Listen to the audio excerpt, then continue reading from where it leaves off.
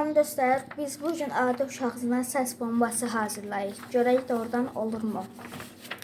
Birinci adi kağızı ortadan qatlayırıq və təzədən açırıq, uclarını uçaq formasında qatlayırıq və altını da elə həminki kimi eləyirik.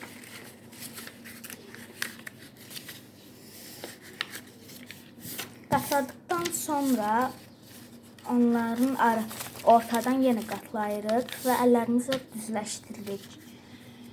Sonra isə bir ucunu qatlayırıq və o ucunu da elə qatlayırıq. Ucu belə olmalıdır.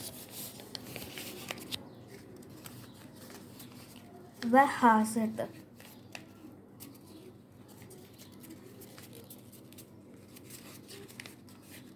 Və budur. Səs bomba. Baxın, doğrudan da olur. Sağ olun, bu qədərdir.